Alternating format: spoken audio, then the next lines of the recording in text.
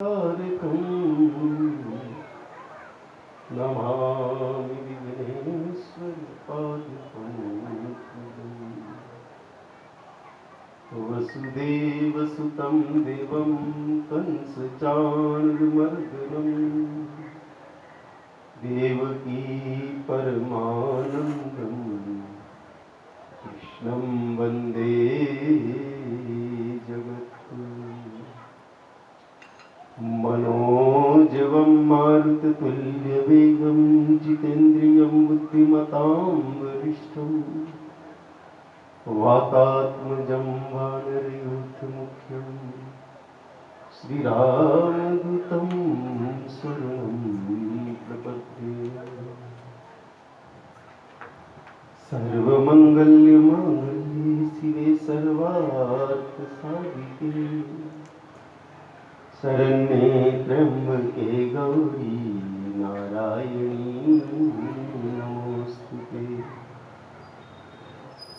या देवी सर्वभूतेषु करुणरूपेण संस्थिता नमस्तस्यै नमस्तस्यै नमस्तस्यै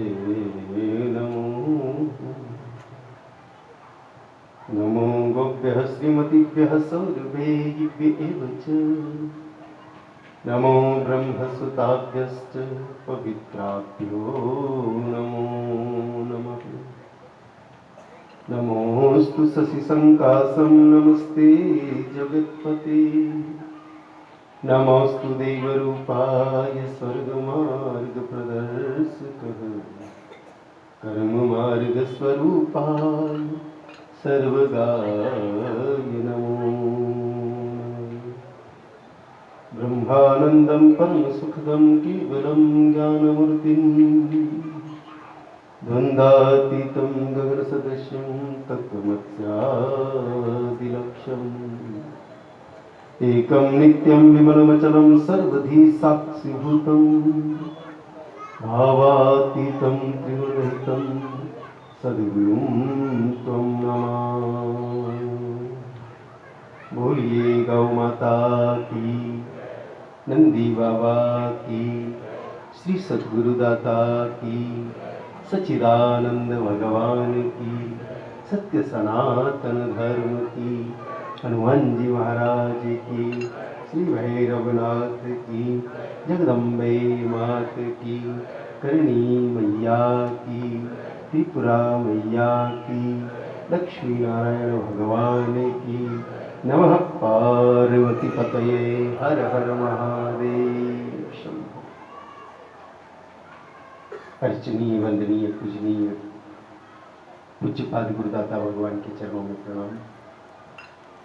सर्वदेवमयी सर्वतीर्थमयी जगत मंगल कारिणी विश्व मंगल कारिणी सर्व रोग निवारणी सर्व क्लेश निवारणी भगवती गौ माता, जिनके परम पवित्र चरणों का आश्रय पाकर के 68 करोड़ तीर्थ पवित्र हो जाते हैं, जिनके तन में विराजमान होकर के 33 कोटि देवता सारे संसार को आशीर्वाद देने की शक्ति पाते हैं, जिनके उत्तंग संग शिखरों पर संपूर्ण सृष्टि का भार है, जिनके पवित्र गोबर में माता लक्ष्मी जी का दिव्य आधार है, जिनके मूत्र में कल कल बहती भागीरथी गंगा जी की अद्भुत धार है, जिनके द्विकरणों में देववैद्य अश्विनी कुमार है, जिनके नेत्रों में सूर्य देव और चंद्र देव का दिव्य प्रकाश है, जिनकी कुकुद में संपूर्ण नक्षत्रों सहित सारा आकाश है, जिनके रोम रोम में ऋषि गणों का निवास है, ऐसी सर्वत्र पूजनीय विश्व माता गौ माता को प्रणाम।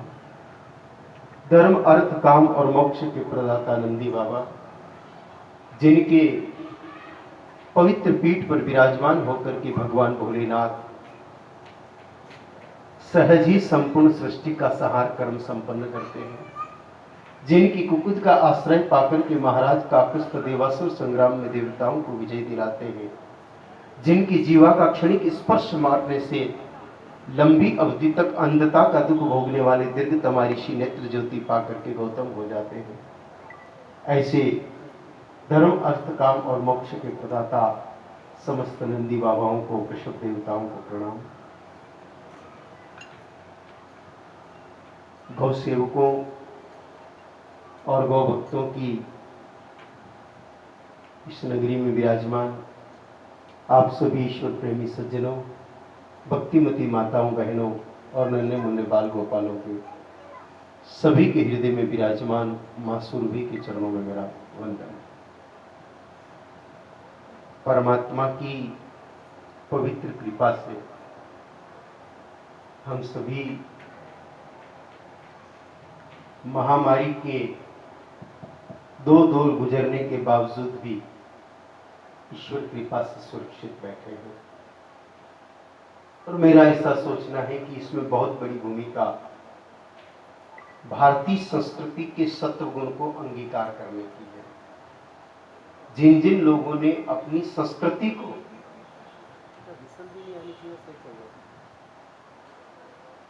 अपनी मर्यादाओं को खंडित नहीं किया, वो लोग पूरी तरह सुरक्षित रहे। जिन लोगों ने अपनी आहार मर्यादाओं को तोड़ा, श्रम और कर्म मर्यादाओं को खंडित किया और गौ माता से कुछ अधिक ही दूरी बना ली, उन लोगों को या तो बहुत दर्द से गुजरना पड़ा या फिर वो लोग बहुत दूर चले गए। इस संसार में जो कुछ होता है सज्जनों माताओं, सिर्फ कर्म का फल होता है। ये पूरी दुनिया सिर्फ अनुगुंज है। हम पहाड़ की तलहटी में खड़े होकर के जो शब्द चिल्लाते हैं वही वापस हमें सुनाई देता है। बस जीवन ठीक वैसा ही है। हमने जो कुछ दिया वही लौट के हमें मिलता है। इतिहास साक्षी है और आप सब विद्वत जन विराजमान है इस सभा में। बहुत ज्यादा तार्किक विषय कहने की आवश्यकता नहीं है, लेकिन इंगित करने के लिए एक छोटा सा प्रमाण आपकी सेवा में रख रहा हूं। दानवीर कर्ण अपार स्वर्ण दान करके जब पृथ्वी लोक छोड़ करके स्वर्ग को गए, सोने का तखत, स्वर्णमय चद्दर और सोने के पंखों से हवा करने वाली स्वर्ण रूपा सुंदरियां उनकी सेवा में उपस्थित हो गई।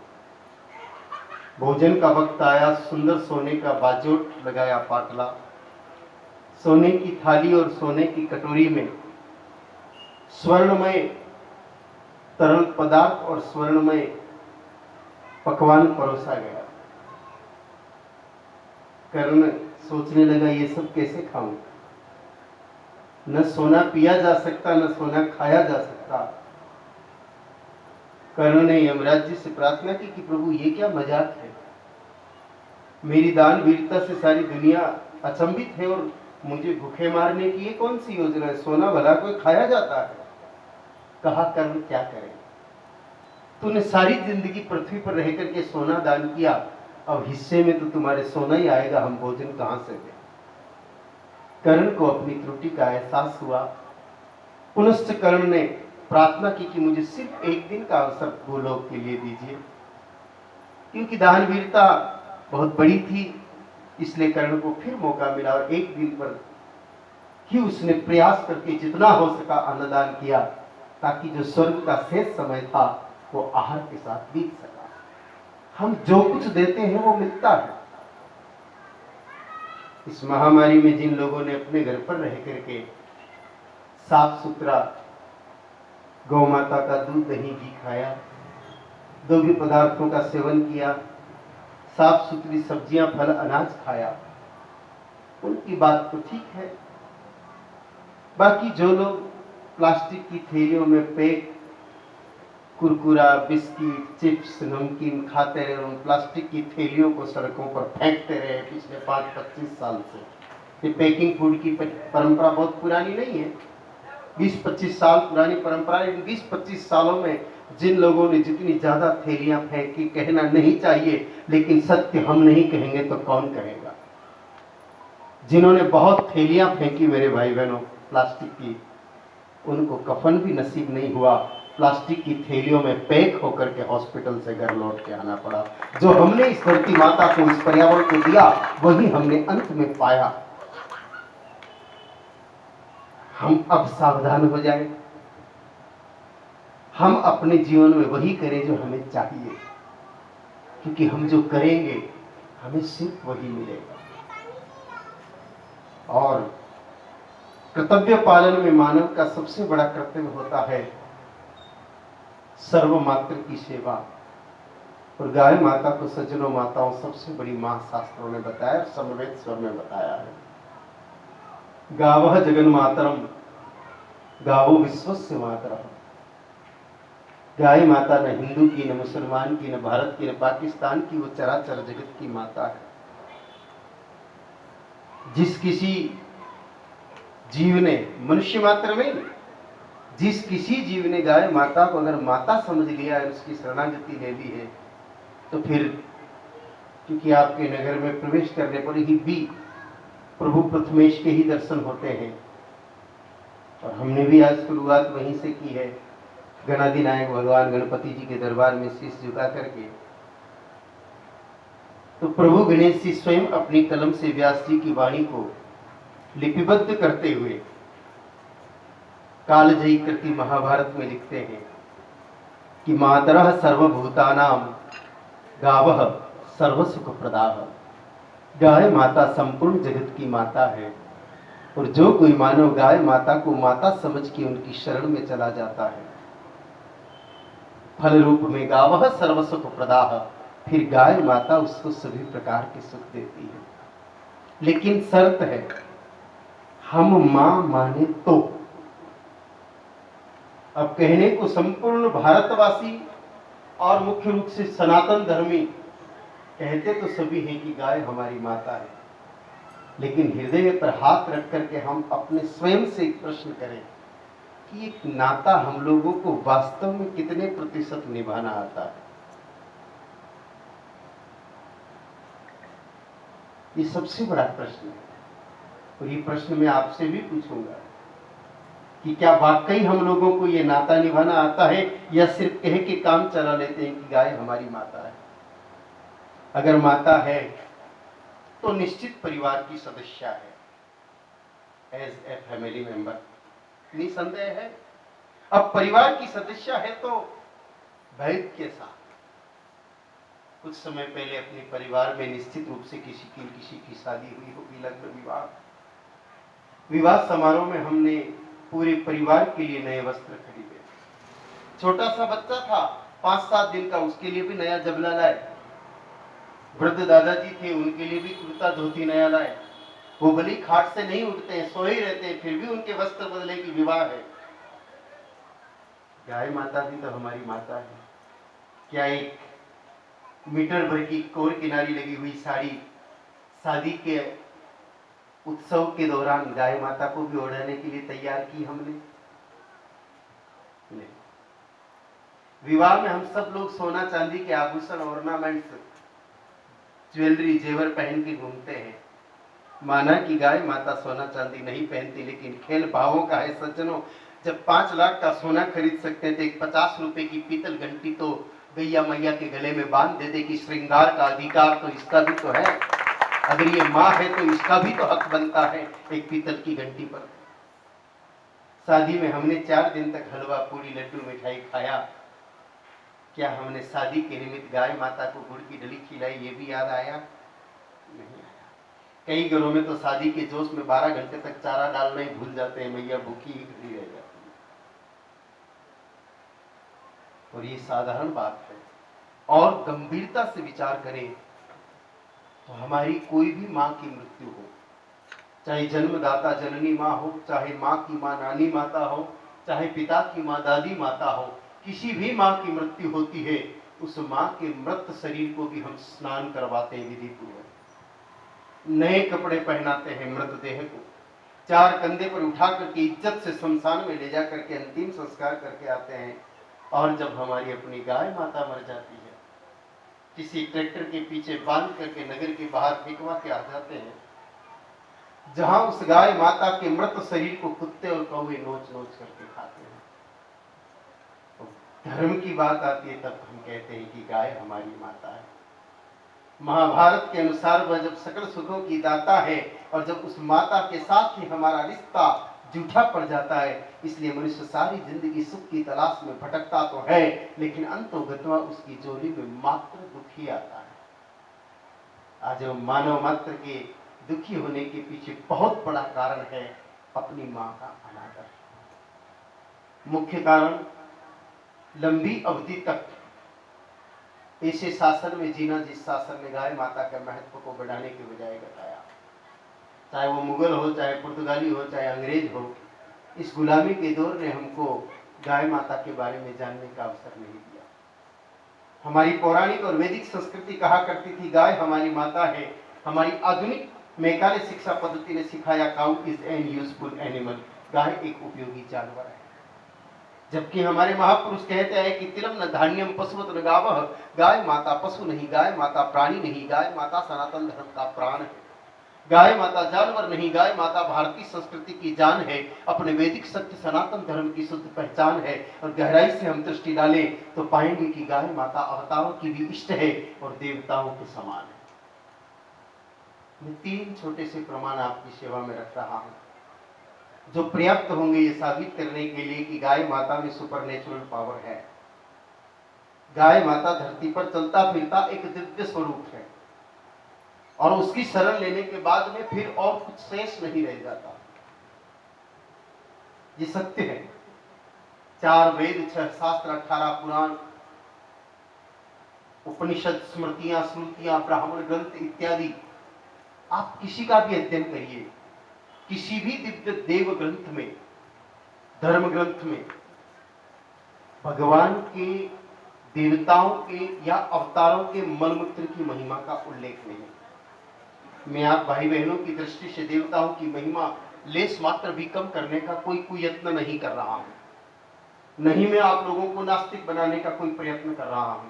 देवी देवताओं की शक्तियां अपार है।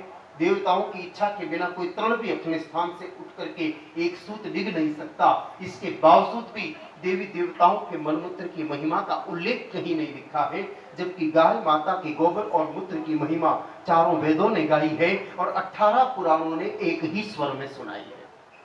विचार करो, जिस मां के गोबर मूत्र की महिमा वेद पुराण आदि धर्म ग्रंथ सुनावे, ऐसे गोबर मूत्र को देने वाली वो गाय माता भला पशु कैसे हो सकती।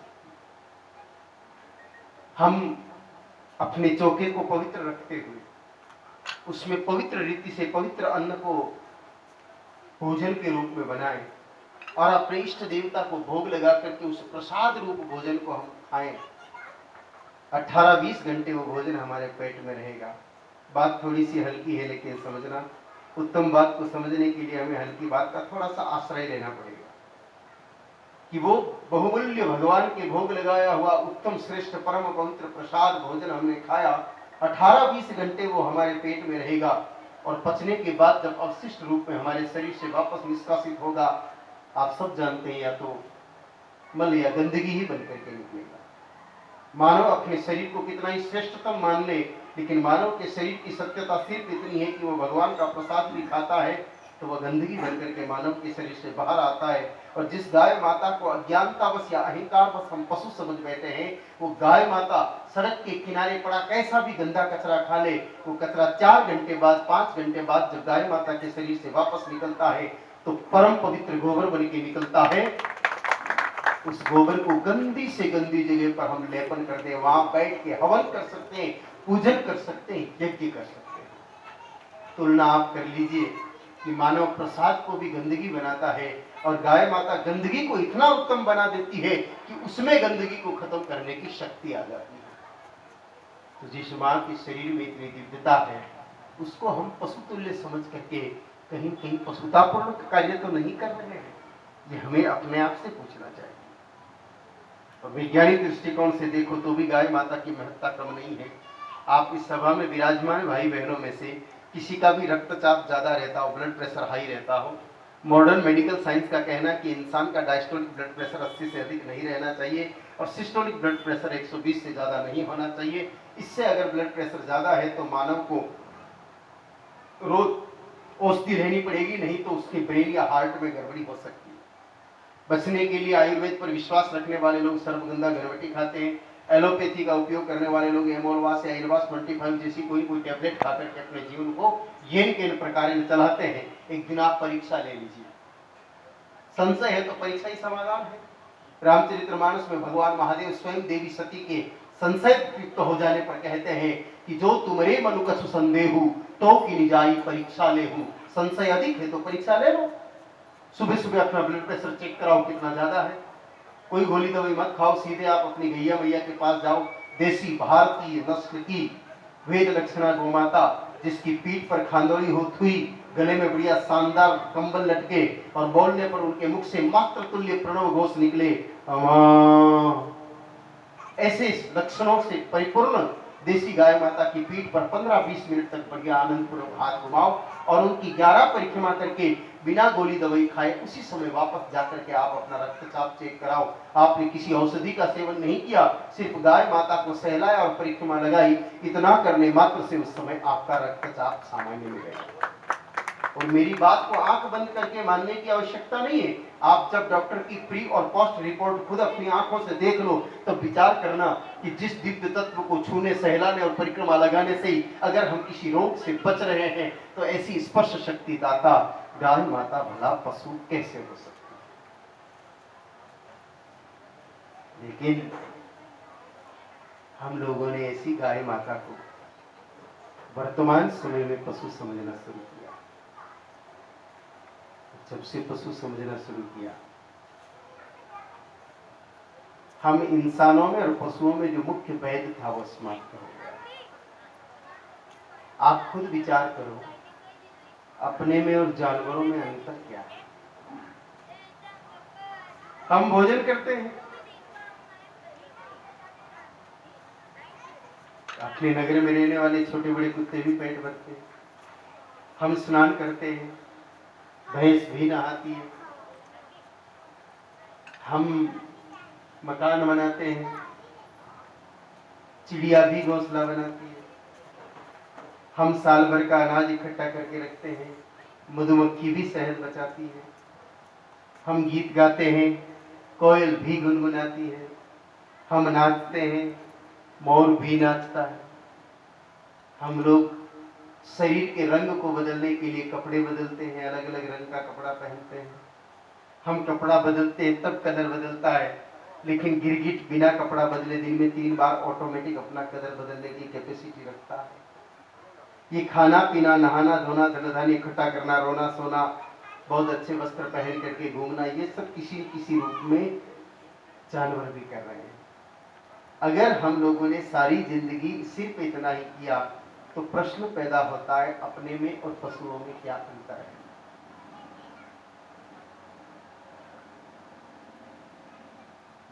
इंसान की मूल पहचान सिर्फ एक चीज से होती है और उसका नाम है मुस्कुराहट। 84 लाख प्रकार के कुल जीव हैं जगत में, कीड़े मकोड़े, हाथी घोड़े, तैरने वाले, उड़ने वाले, रेंगने वाले, चलने वाले, नभचर, जलचर, थलचर, उभयचर, लेकिन परमात्मा ने इंसान के अतिरिक्त किसी को भी मुस्कुराना नहीं सिखाया। बोलो, आपने कभी किसी गधे को मुस्कुराते हुए देखा? नहीं ना। और अगर किसी दिन कोई गधा मुस्कुराता हुआ मिल जाए तो समझ लेना चाहिए कि ये गधा अगले जन्म में इंसान बनने की प्रैक्टिस कर रहा है, तैयारी चालू हो गई। और कोई इंसान अगर 24 ही घंटे मुंह लटका के बैठा रहे तो फिर क्या समझना चाहिए?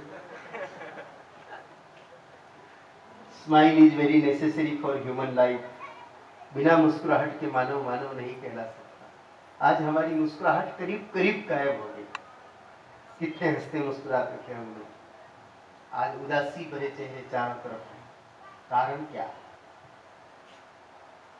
सुविधाओं की बात करें तो 50 साल पहले फैसिलिटी नहीं थी। मकान छोटे थे, साधारण सब्जी रोटी खाते थे, गाड़ियां नहीं थी, टेलीविजन नहीं थे, मोबाइल नहीं थे, 2 जोड़ी कपड़े होते थे, धोते सुखाते पहनते, लेकिन फिर भी चेहरे गुलाब के फूल की तरह मुस्कुराते।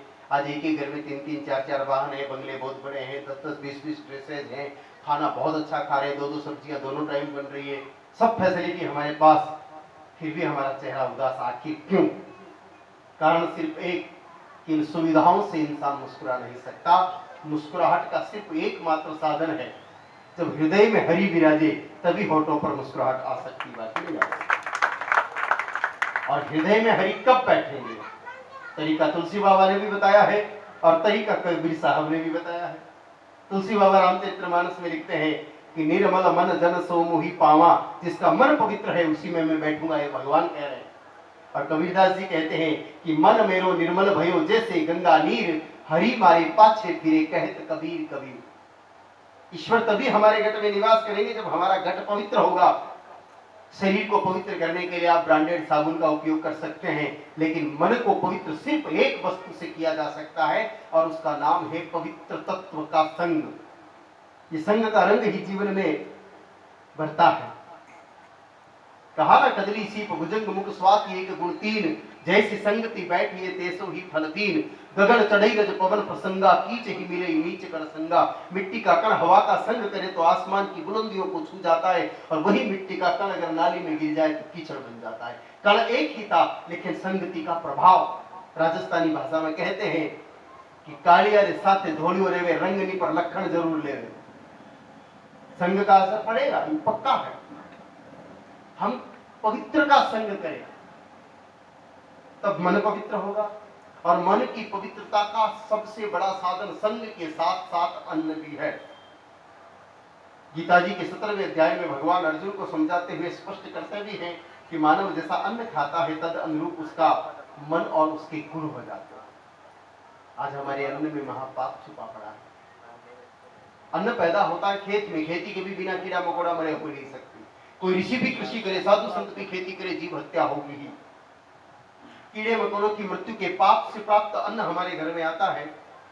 आटा बनाने से पहले उस अन्न को साफ करने की प्रक्रिया माताओं के द्वारा पूर्ण की जाती है। माताएं जब अन्न साफ करने बैठती है, एक अकेली माता नहीं बैठती, सास बहू ननद भौजाई 2-3 बैठती है, और 2-3 माताएं बैठ जाए उसके बाद ईश्वर का नाम ले ले तो बहुत बड़ी बात समझिएगा।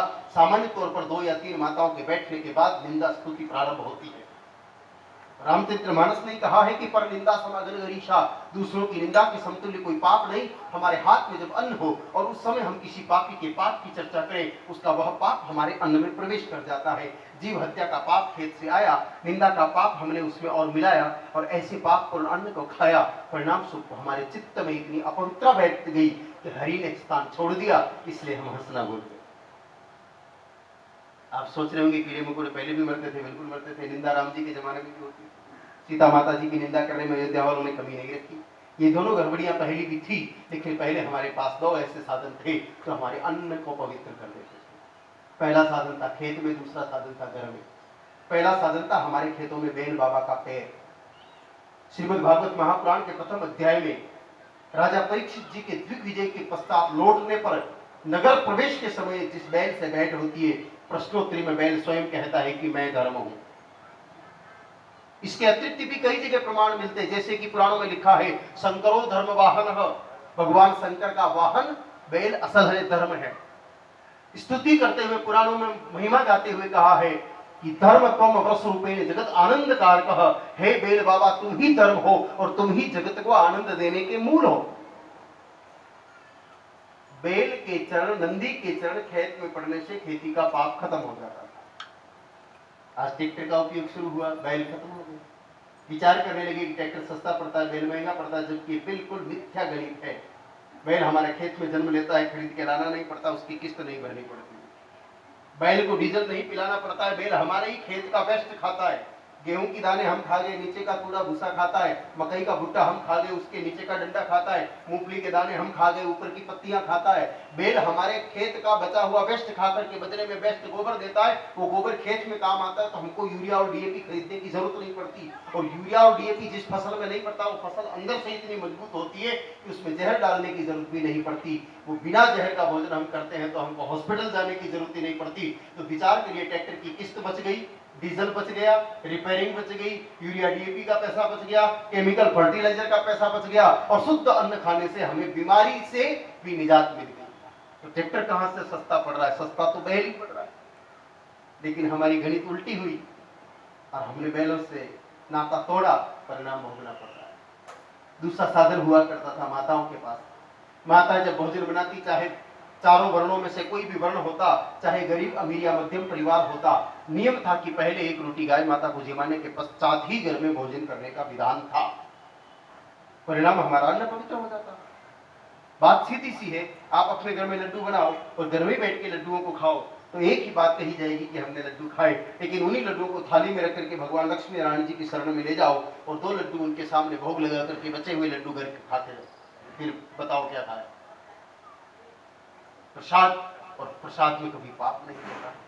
गौ माता के लिए हमारे धर्म ग्रंथ कह रहे हैं कि सर्वे देवा गवा मंगे, कि सभी देवता गौ के तन में है। तो जब हम अपने घर में बनी हुई रोटियों में से पहले एक रोटी गौ माता को जिमा दें तो 33 कोटि देवताओं को भोग लगने के कारण बचा हुआ अन्न पवित्र हो जाता है, वो पवित्र अन्न खाने से मन पवित्र रहता है। लेकिन आजकल ये परंपरा लगभग लुप्त होने की कगार पर है, क्योंकि रोटी दे किसी घर में गाय माता है नहीं। अधिकांश माताएं पहली रोटी तवे में से निकाल के प्लेट में रख देती है, परिवार के लोग खा लेते हैं, दिन में याद आया तो गाय माता को देती है, भूल गए तो कई बार सुबह वाली रोटी शाम तक प्लेट में पड़ी पड़ी सूख जाती है। 4 लड्डू पहले घर पे खा के बाद में भगवान को भोग लगाओ तो भोग नहीं लगता, उसी भांति पहले आप जिम लो और बाद में गाय माता को खिलाओ तो भोग नहीं लगता। हम खाएं उससे पहले पहले गौग्रास आवश्यक है। और उसमें भी जो माताएं बहनें पहली रोटी निकालने की भूल करती हैं उनको भी इस भूल को बदल देना चाहिए। आप किसी भी धर्म ग्रंथ को पढ़ के देखिए, कहीं उल्लेख नहीं है कि पहली रोटी गाय माता को दो, और व्यवहारिक दृष्टिकोण से सोचे तो भी देना उचित नहीं है। भाई हम लड्डू बनाए 10, 8 लड्डू अच्छे बने, 2 लड्डू बिगड़ जाए, क्या बिगड़ा हुआ लड्डू भगवान को भोग लगा सकते हैं? नहीं। तो आदरणीय माताएं विराजमान है, आप खुद इस बात को बताइए, क्या पहली रोटी अच्छी बनती है? जोर से बोलो। नहीं। पहले तवे का टेम्परेचर अप डाउन रहता है, पहली रोटी कई बार कड़क हो जाती है, कई बार फूलती नहीं, कई बार अच्छी सिकती नहीं है। अब जो श्रेष्ठ नहीं उसका भोग कैसे लगाया जा सकता है? महापुरुषों ने बकायदा निर्देश दिया है कि 2-3 रोटी सीखने के बाद श्रेष्ठ रोटी देकर के थाली में रख करके घी गुड़ लगा के भाव से, सारा खेल भाव का ही तो है, जाकी रही भावना जैसी प्रभु मूर्त देखी तिन तैसी। हमारे मन में गाय माता के प्रति ये भाव है कि गाय बेचारा दयालु दिखाने वाला पशु, इसलिए रोटी देनी है तो कुछ हासिल होने वाला नहीं है। और हमारे हृदय के भीतर भाव है कि साक्षात जगदम्बा गोलोक से इस पृथ्वी का कल्याण करने के लिए अवतरित हुए और इसको एक ग्रास देने मात्र से 33 कोटि देवता तृप्त हो जाएंगे। इस भाव से जब हम भोजन कराते हैं तो हमारा संपूर्ण भोजन अपने आप प्रसाद बन जाता है। इसलिए उत्तम भाव से, उत्तम रीति से, आदर पूर्वक एक रोटी गाय माता को जिमाएं और बाद में आप खाएं। आप 1.25 महीने इस क्रम को करके देखिए, 1.25 महीने बाद उदास चेहरे पर स्वाभाविक मुस्कुराहट की रेखाएं चमकने लग जाएंगी और हम अपनी मानवता को सिद्ध करने की शक्ति प्राप्त कर सकते हैं। सज्जनों, इस महामारी में सबसे ज्यादा 2 परेशानियां हुई, एक शरीर को हानि और एक धन की हानि। जो राज्य की सेवा में थे या जो किसान थे उनको तो विशेष हानि नहीं हुई, लेकिन किसान और राज्य की सेवा के अतिरिक्त जितने भी लोग थे, करीब करीब सबको आर्थिक समस्या का महान सामना करना पड़ा है। इन दोनों ही समस्याओं को गाय माता मिटा सकती है। मैं बहुत अधिक लंबा चौड़ा विषय नहीं लूंगा, वैसे 7 दिवसीय आयोजन तलवाड़ा की इस पवित्र धरती पर होने वाला है और ये गौ माता का प्रभाव ही समझिए। हमने 6-7 स्थानों पर विचार किया, लेकिन होई सोई जो राम रचि राखा, गाय माता ने तय कर रखा था वही हुआ। और इसका कारण भी है कि एकमात्र तलवाड़ा में ही, जहां तक मेरे संज्ञान में है, छोटी बड़ी 5-7 गौशालाएं हैं, है ना? शायद बागड़ में यही गांव है जहां ऐसा है।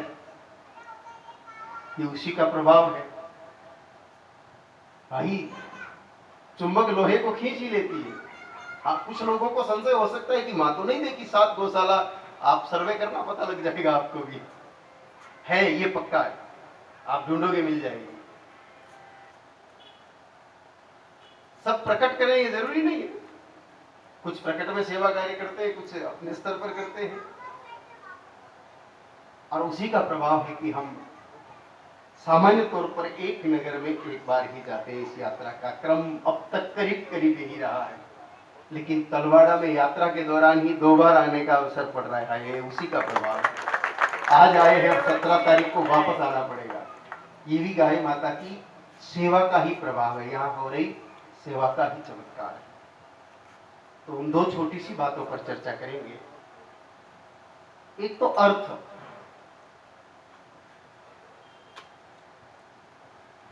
और अनर्थ दोनों ही धन के रूप हैं। कुछ लोग अनर्थ का मतलब बुरी घटना से लगाते हैं, ऐसा नहीं है।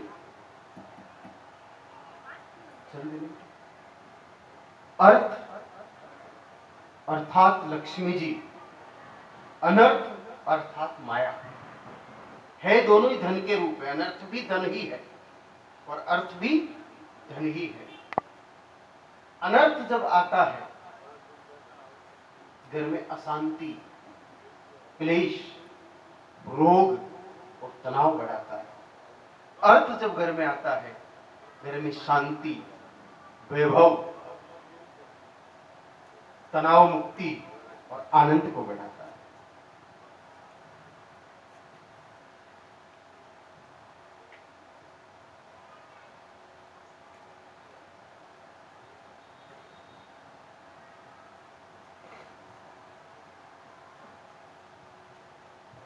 हमारे धर्म ग्रंथों ने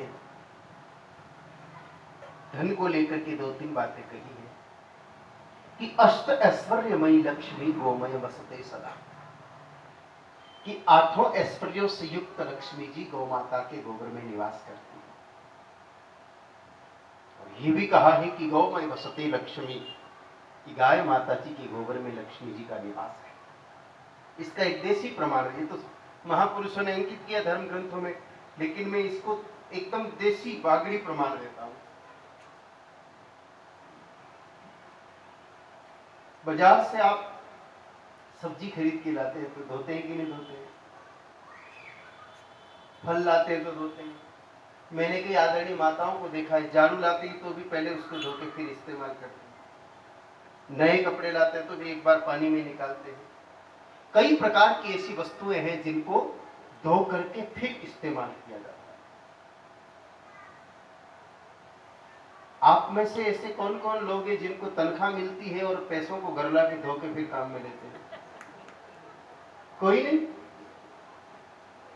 बाजार से भी अपन विनिमय करते हैं, 100 की नोट देके 50 का सामान लेते हैं, 50 रुपए वापस लेके जेब में रखते हैं, उसको कोई धोते नहीं। आखिर क्यों? जबकि नोट से अधिक गंदा तो कुछ हो ही नहीं सकता। आप खुद हिसाब लगाइए, शराब पीने वाला व्यक्ति शराब पीता जाता है और नोट को छूता है।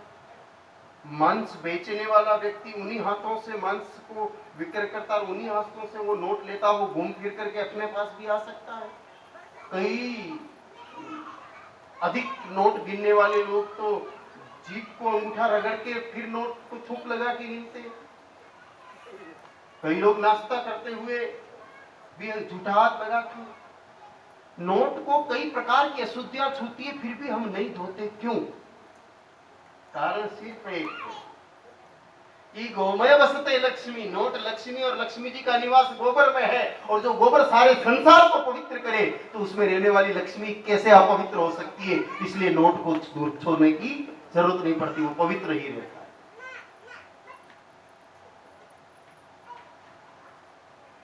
कहते हैं कि बिल्व लक्ष्मी जी को और सूर्य भगवान को, दोनों को सबसे अधिक पवित्र है। सामान्य तौर पर हम मानते हैं कि बिल्व शिव जी को ही पवित्र है, लेकिन नहीं, महापुरुषों ने एक नहीं अनेकों जगह पर इस प्रकार का वर्णन किया है कि बिल्व लक्ष्मी जी को और सूर्य भगवान को बहुत अधिक प्रिय है।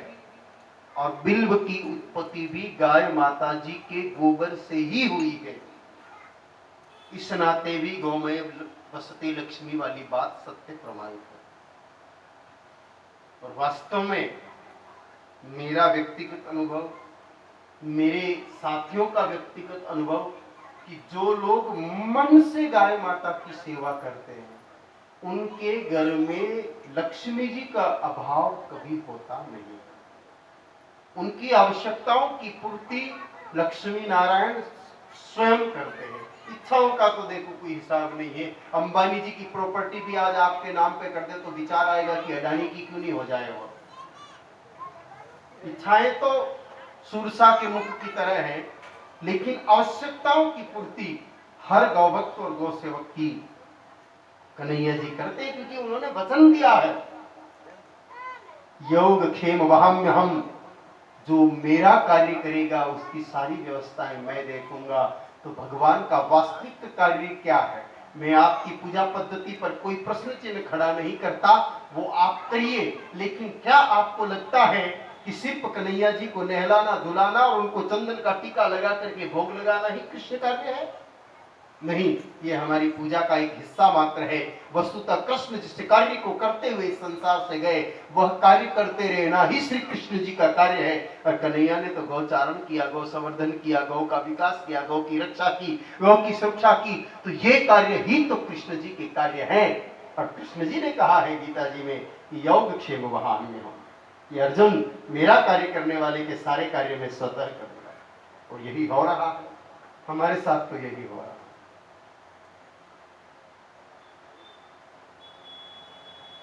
सज्जनों, एक गाय माता की भी अगर कोई व्यक्ति आदर पूर्वक सेवा करे तो उसके घर में लक्ष्मी जी की कमी नहीं आएगी।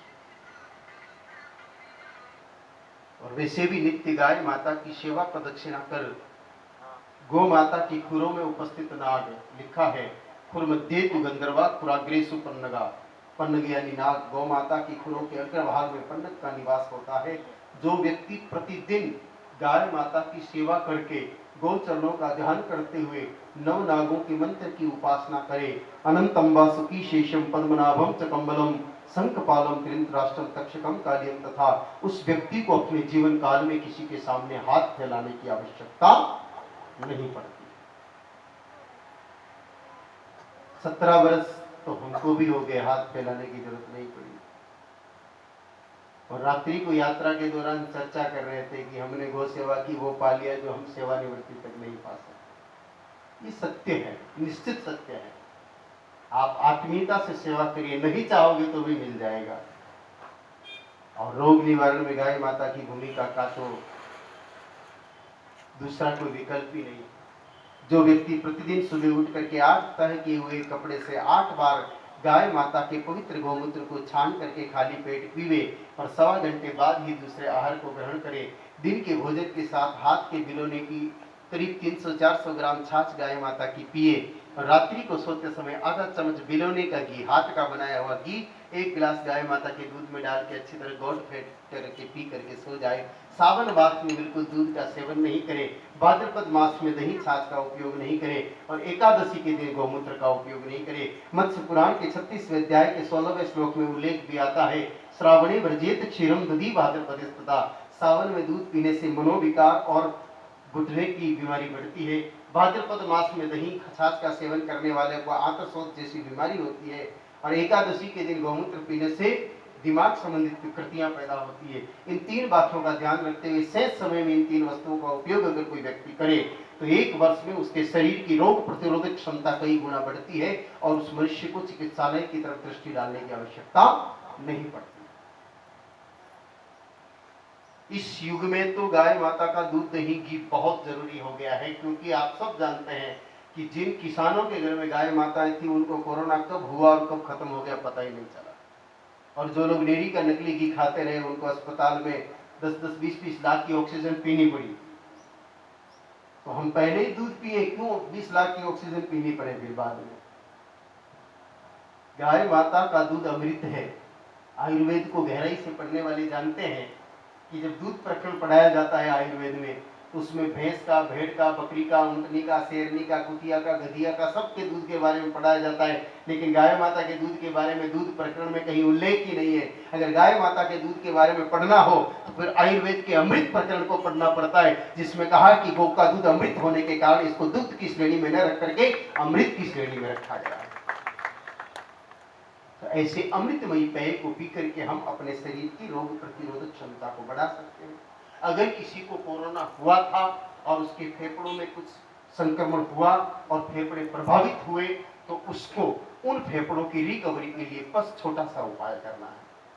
कंठकारी, जिसको पसर कटाली भी कहते हैं, भूरिंगनी भी कहते हैं और लक्ष्मणा भी कहते हैं, एक ही नाम से ये चारों पौधे जाने जाते हैं, जो वागड़ की पवित्र धरती पर खूब होते हैं। जमीन पर फैलता है पौधा, पत्तों पर कांटे होते हैं, बैंगन जैसा छोटा सा फल आता है। शनिवार के दिन उसमें जल डाल दो, रविवार के दिन पौधे को उखाड़ लो, पूरे पौधे को अच्छी तरह धो करके कूट के चूरा बना लो। 1 मुट्ठी चूरा 400 ग्राम गौमूत्र में डाल के उबालो, 2 कप रह जाए छान लो, आधा सुबह आधा शाम को और आधा दोपहर में पी लो। ऐसा महीने भर तक करने से आपको कोरोना के कारण या किसी अन्य फेफड़ों की बीमारी के कारण जो फेफड़ों को हानि हुई है वो हानि समाप्त होकर के आपके फेफड़े वापस पूर्ववत स्वस्थ हो जाएंगे। और सामान्य जो कमजोरी आई है उसके लिए गाय माता जी के दही में चूना डाल के खाएं और गाय माता जी के दूध में अश्वगंधा चूर्ण डाल के खाएं। कोरोना के कारण जो शरीर की कोशिकाएं उत्तक कमजोर हुए वो वापस स्वस्थ होकर के आपके भावी जीवन को स्वस्थ बना देंगे। गाय माता एक चलता फिरता चिकित्सालय है। गाय माता की घर में उपस्थिति ही मनुष्य को मनोविकारों से दूर रखती है। और जीवन के अंतिम चरण में तो सिर्फ अगर हमारा कोई साथी है तो उसका नाम है गौ माता। एक चीज तय है कि जिसने इस जगत में जन्म लिया उसको वापस जाना पड़ता है। आए हैं सो जाएंगे, राजा रंग का फकीर, एक चढ़ सिंहासन चले एक बंधे जंजीर। जैसे हम लोग मरेंगे अपने ही परिवार वाले अपने को उठा के ले जाएंगे, शमशान में ले जाके आग लगा देंगे, शरीर अपना जल जला के राख हो जाएगा, लेकिन जीवात्मा अजर है, अमर है, अविनाशी है। Soul is never born and never die. Gita ji में भी स्पष्ट कहा है, नैनम छिन्दन्ति शस्त्राणि नैनम दहति पावकः न चैनम क्लेदयन्ति आपो न शोषयति मारुतः। अग्नि जिसको जला न सके, हवा जिसको सुखा न सके, पानी जिसको गला न सके, ऐसे अजर अमर अविनाशी जीव तत्व को यमदूत पकड़ के ले जाते और ले जाके खड़ा कर देते हैं बैतरणी नदी के किनारे। जीव को कहते हैं कि पार जाओगे तो वैकुंठ और डूबोगे तो नरक। पार जाने के लिए वहां कोई नाव उपलब्ध नहीं है, साधन महज एक, जो मानव सुबह उठ के गाय माता को श्रद्धा से प्रणाम करे, साफ सुथरा शुद्ध जल पिलाए, साफ सुथरी समय पर घास खिलाए। दूध देती गाय माता हो तो एक या दो बछड़े का दूध, 2 थनों का दूध बछड़े बछड़ी को भी पिलाए। 5 गाय माताओं के मध्य में एक नंदी आवश्यक रूप से रखें। जो व्यक्ति गाय माता तो रखता है लेकिन नंदी नहीं रखता है, उस व्यक्ति को गौ हत्या के समतुल्य ही पाप लगता है। 5 गाय माताओं के बीच एक नंदी रखना परम आवश्यक है। अगर आप समय काल परिस्थिति के अनुसार एक गौ माता ही रख रहे तो फिर 5 जने मिलकर के एक नंदी की व्यवस्था करो। अगर नंदी नहीं है तो गौ सेवा का पुण्य हमको प्राप्त नहीं हो सकता, इसलिए नंदी की परम आवश्यकता है। और कोई भी गाय माता किसी भी परिस्थिति में हमारा कोई नुकसान कर ले, फिर भी हम उसको प्रति उत्तर में ऐसी कोई क्रिया न करें जिससे गाय माता का अनादर होता हो। वो अगर हमारी फसल खा रही है इसका मतलब हम पर उपकार कर रही है, वो हमसे थोड़ा लेकर के बहुत कुछ देने की तैयारी कर रही है। और जीवन पर्यंत उन गाय माता की सेवा करें। जिस दिन वो गाय माता उम्र पूरी करके अपने प्राणों का त्याग करती है, प्राणों के साथ साथ हम लोगों के लिए 2 आशीर्वाद भी छोड़ करके जाती है। पहला आशीर्वाद की वत्स, सारी उम्र तूने मेरी सेवा की, जा तेरे बच्चे भी बुढ़ापे में तेरी सेवा करेंगे। और दूसरा आशीर्वाद, मृत्यु के पश्चात बैतरणी के किनारे में आऊंगी और मेरी पूंछ पकड़ के तुम बैतरणी पार करके वैकुंठ चले जाओ। जिन्होंने सेवा की वो जाएंगे, बाकी तकलीफ देने वाले तो नहीं जाएंगे, कष्ट देने वाले नहीं जाएंगे, सताने वाले नहीं जाएंगे। और सताने वालों के लिए तो शंकराचार्य भगवान संकेत करते हैं कि पुनरपि जननम पुनरपि मरणम पुनरपि जननी जठरे शयनम। आओ जन्मो खाओ पियो मौज मजे करो और मर जाओ, नरक भोगो कीड़े मकोड़े बन के वापस 84 के फंदे में फंस जाओ। फैसला आप लोगों के हाथ है। दोनों व्यवस्थाएं गौ माता के